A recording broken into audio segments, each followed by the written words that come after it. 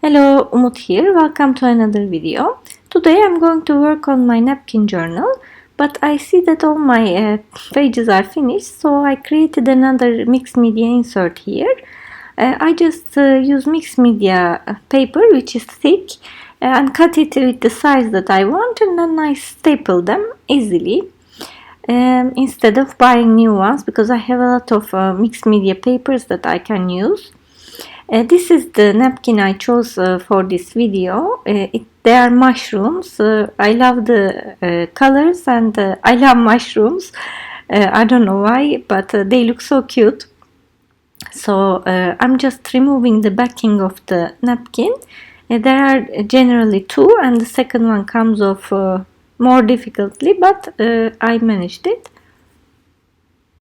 As you know, I'm trying to use up my stash and not buy new things. So I have this paper pad, really old, years back, and I will find a few images to do some decoupage on my page.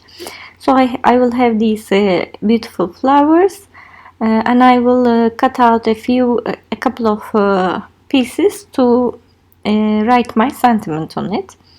I'm going to cut these into little pieces with my paper cutter to make a mosaic decoupage over the mushrooms. And by the way, thank you so much to the crafty friend who sent me this beautiful napkin. I receive a lot of napkins from you, and I really love them all and try to use them. Now it's time to stick the images, so I'm going to stick my napkin in the middle of the page, and I started using this. I started using my napkin journal from the middle, and I will go backwards and forwards to prevent the bulk and to work easier, basically. And I won't create in a 3D dimension anyway. I keep things easy, and these are, I think, very suitable for beginners because I don't use many supplies and not complicate things. Also, it's very easy to follow in terms of color coordination and which colors to use actually, because the colors are already in front of you on the napkin. So I would highly suggest recommend this exercise or napkin journaling, especially if you are beginning. But I love it at any stage anyway, because it's very meditative. I love playing with colors and having something quick and easy from time to time. I cut, in the meantime, I just started sticking my pieces like a mosaic over the mushrooms, and you see how they match in color. And I'm going to cut a couple of pieces more from the paper pad just to use to stamp my sentiment on. And I'm cutting it now to see where I can place them. Actually, I wanted to place it here. So before it's too late, I'm going to just rip off these two pieces to open space for this. And it doesn't matter, there's a little bit left on the page, but I will cover it with the other thing anyway. And I will stick them in the other places, so I'm not wasting them.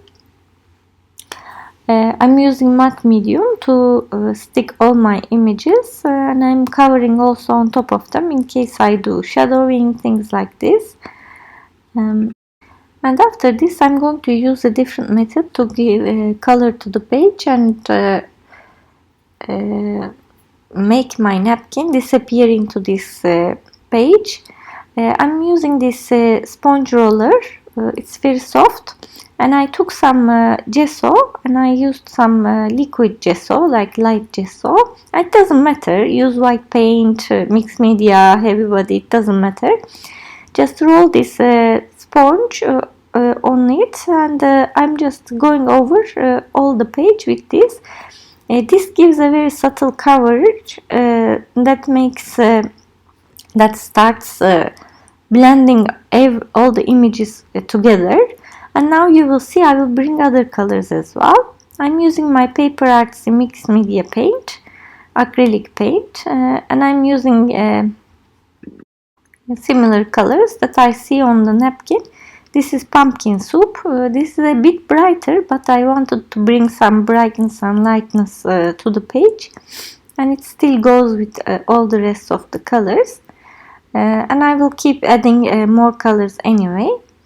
This is Georgia clay from Deco Art Americana. And again, I am just rolling my sponge, and I'm not cleaning my sponge. I don't mind if the remains of other color is there, but there is not, because I put it all on the paper. I'm going over the napkin too a little bit, again to blend everything together. And as you see, even though I don't apply it with my hand or a brush, it will slowly look like it's one whole page and with all these colors, and the napkin a part of it. And this is a caramel color, again from Paper Artsy. This way your hands can stay paint free too. And I'm really happy with the result. It's very spontaneous and all the colors blend together nicely. And finally I want to push back the background a little bit more to the subtle side. So I used the white gesso again to make it a little bit more misty and to have a little bit more white on the page. You can play it as long as you want, and at the moment you have something that you like, you can stop. It doesn't matter. It's your taste eventually and your page. You can leave it vibrant if you want to. And I decided to have a little bit of that push of yellow to make it to pop a little bit.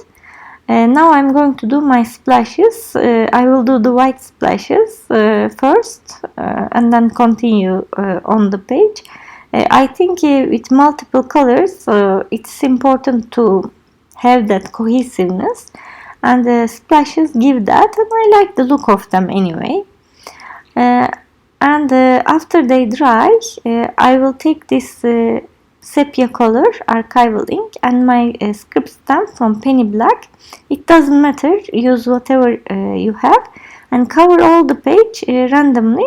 This way you will see that again it looks all united and cohesive with all these images and cutouts that I have. When they have all script stamp, they look like they are all together. And I went over the edges with the same ink with a sponge too to have a little bit darkness and the border. And I'm using my Faber-Castell big brush pen in black to go over the edges of the page to have that little black border, which I like the look of it. And to bring things together again, I took a fine tip marker to go around the frame of these mosaic pieces so that there is black frame, and these also have their black frames individually. And I will stamp now my sentiment. Before I stamp it, these are the papers that I cut to stamp my sentiment, if you remember. I'm using a little stamp set from Dovecraft that I had also ages, so I'm happy I'm using it. And my sentiment is Lost in Nature, because it's a mushroom page and it has nature. That's what I wanted to stamp. And I love these letters, really. I should use it more. Before I stick these little cards, I'm going to go around it with the same sepia ink and my brush pen with black. This way I don't need to draw the frame with the fine tip marker. I'm just going to stick it, and it looks like it has a frame anyway. All the tools I used, the inks and everything, are permanent, so I don't need to worry about smudging it. And finally I'm going to do some black splashes again to bring everything together, because now I have black lines on the page. I think it will look really nice. And I'm having an acrylic paint, mixed media acrylic paint, watered down, and doing little splashes with a thin brush. I didn't want big blobs of black paint on my page, so I'm using a thin brush. And my page is finished. As you see, it's really nice and easy. All I used is a few paints and one paper pad and a napkin. I hope you enjoyed it. If you did, please don't forget to subscribe, like or comment down below. I love to read your comments. You can see the close-up photos here. And if you want to see more napkin journals, I have a playlist on my channel that you can click and see all of them that I created. Thanks a lot for watching and see you next time.